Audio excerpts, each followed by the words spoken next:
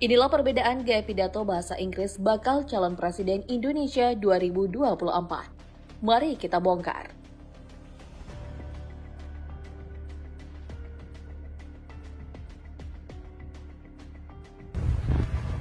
Yang pertama, kita mulai dari capres yang diusung oleh PDIP.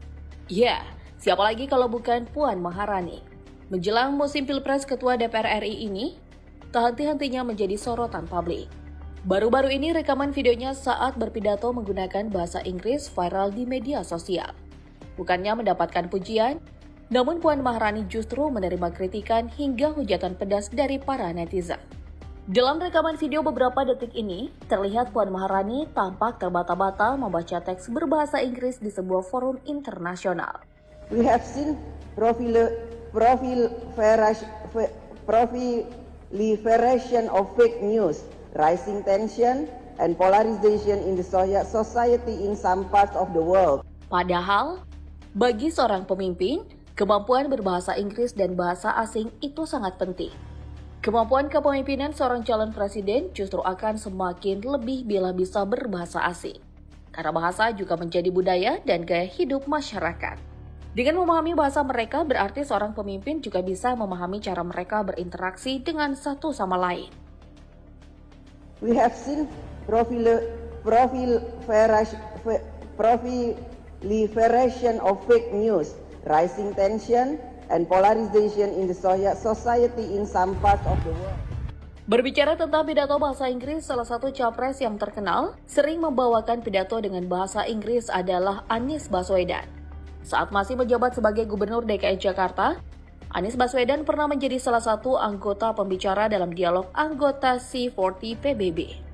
Dalam ajang internasional ini, Anies menyampaikan pidatonya menggunakan bahasa Inggris. Dengan lancar dan fasih, ia berbicara tentang program untuk mengatasi perubahan iklim dan upaya dalam pengurangan emisi karbon. Assalamualaikum warahmatullahi wabarakatuh. Good evening, good morning everyone. The Honorable UN Secretary General Mr. Antonio Guterres, fellow governors and mayors, ladies and gentlemen.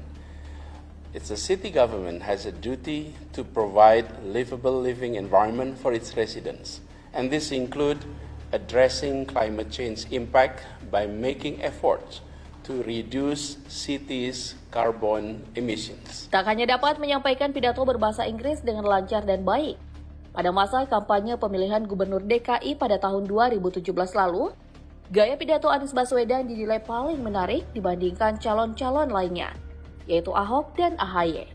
Portal berita tribunnews.com pernah memberitakan tentang hasil survei Lembaga Konsultan Politik Indonesia atau LKPI terhadap 3 kandidat calon gubernur dan wakil gubernur DKI Jakarta periode 2017-2022. Dari hasil survei tersebut, LKPI juga melakukan penilaian terhadap gaya pidato calon gubernur dan wakil gubernur DKI dalam debat kandidat. Dan hasilnya, gaya pidato pasangan calon gubernur urut 3, Anies Baswedan, dinilai masyarakat yang paling menarik. Cities globally have done so by putting in place commitments and resources in establishing climate action plan. Belakangan nama Gubernur Jawa Tengah Ganjar Pranowo juga ramai diperbincangkan bakal ikut meramaikan bursa calon presiden. Ganjar Pranowo merupakan satu dari politisi Indonesia yang memanfaatkan kemudahan akses media sosial untuk membangun citra politiknya. Ganjar kerap membagikan aktivitasnya saat bertemu dengan warga, kunjungan ke suatu daerah, hingga cuplikan pidatonya di media sosial pribadinya. Dari sana, publik dapat melihat dan menilai bagaimana kinerja Ganjar sebagai gubernur dan apakah ia pantas menjadi calon presiden di 2024 nanti. Saya punya aplikasi namanya Lapor.Gub. Apa aja dilaporkan, jalan rusak apalagi, sekarang bencana, bangunan jelek, LSM biasanya dekati gitu kan, semua dilaporkan. Suaminya nggak pulang-pulang lapor. Beberapa waktu yang lalu, Ketua Umum Partai Demokrat ini menyampaikan pidato kebangsaannya dalam rapat pimpinan nasional atau Rapimnas Partai Demokrat di Jakarta Convention Center. Pidato kebangsaan tersebut membahas tentang isu-isu nasional serta strategi Partai Demokrat dalam menghadapi pemilu 2024 mendatang. Dalam menyampaikan pidatonya, AHY menggunakan diksi yang sederhana sehingga mudah dipahami. Selain itu, AHY pun sama sekali tak tampak tegang. Tiap gestur AHY, dari gerakan badan, senyum hingga pandangannya, menunjukkan bahwa mantan tentara berpangkat mayor tersebut telah menunjukkan perkembangan signifikan. Anak sulung mantan Presiden Susilo Bambang Yudhoyono ini tampak meneruskan gaya komunikasi sang ayah selama ini. Gaya komunikasi yang dimaksud yakni ketika AHY memuji namun tak sepenuhnya memuji. Begitu pula ketika mengkritik namun tak disampaikan secara tegas. Gaya mengkritik yang dilakukan AHY ini tak berbeda jauh dengan yang dilakukan SBY. Mungkin budaya seperti ini memang dibangun di lingkungan kader Demokrat untuk menunjukkan bahwa Demokrat memang berada di tengah-tengah alias netral.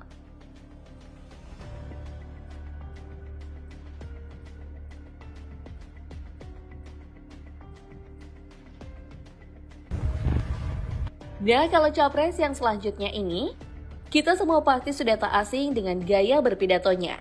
Bagaimana tidak? Prabowo Subianto telah 3 kali mengikuti pemilihan presiden dan wakil presiden dengan menggunakan Partai Gerindra sebagai kendaraan politiknya. Pertama dilakukan pada tahun 2009, saat itu Prabowo menjadi cawapres dari Capres Megawati Soekarnoputri. Kemudian pada Pilpres 2014, Prabowo kembali maju Pilpres, namun kali ini dia maju sebagai calon presiden. Sementara cawapresnya adalah Ketum PAN Hatta Rajasa. Pada Pilpres 2019, Prabowo kembali mencoba peruntungannya memperebutkan kursi orang nomor 1 di Indonesia. Kali ini Prabowo maju berpasangan dengan Sandiaga Salahuddin Uno. Setelah 3 kali kalah dalam pertarungan pemilihan presiden, sepak terjang politik Prabowo Subianto tentu sudah sangat dikenal publik. Begitu juga dengan gaya pidatonya. Masyarakat sudah hafal betul bagaimana garangnya Prabowo saat berpidato. Bahkan pada dalam masa kampanye, Prabowo berpidato dengan marah besar hingga menggebrak-gebrak meja podium. Prabowo tampak emosional saat menyinggung tentang antek-antek asing yang merusak bangsa Indonesia. Dia juga sempat mengatakan bahwa TNI dan Polri harus netral alias tak berpihak pada pemilu dan Pilpres 2019. Apalagi kau bela-bela antek asing.